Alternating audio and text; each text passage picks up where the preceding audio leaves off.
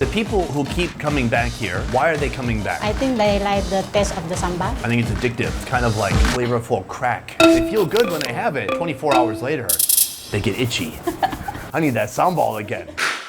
On a sheet of parchment paper, rice, egg, anchovies, and cucumbers pile up, waiting for the headliner, the sambal.